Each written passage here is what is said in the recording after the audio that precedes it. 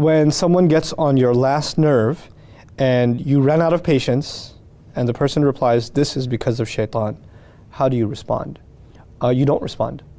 When somebody gets on your last nerve and you explode, first of all, you shouldn't have been in that position. You should allow, a lot of times we confuse bottling things up with patience. When you just stay quiet and don't say anything, that doesn't mean you're being patient.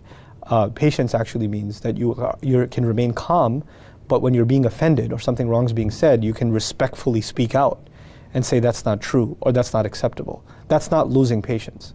And if you did come to the point where you had to snap and somebody took advantage of that and called you shaitan or that's because of shaitan, you know what? Maybe they're right. And you know what? If at that point, you don't really have any point in continuing the conversation, what are you going to get out of it? No, it's not shaitan. What are you going to do? Those are the kinds of situations where you say, salaman, peace, I'm out, we can't have this conversation anymore. Inshallah, we'll talk another time. Any situation you're in where you're losing your calm, you should try to avoid. And if it's getting to that point, you should actually let the other know that they're being offensive or they're hurting your feelings. It's as simple as that.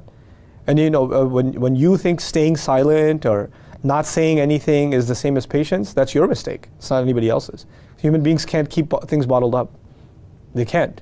It's the way in which you express your frustration, that's patience. You can express your frustration calmly and say this is unacceptable, or you can explode like you do, the person who asked this question. That's a lack of patience actually. So I pray that Allah gives us the strength to communicate our sentiments with respect, with love, with courtesy, and at the same time not to fall into this extreme of anger as a result of bottling things up. That certainly, yes, anger does come from the shaitan.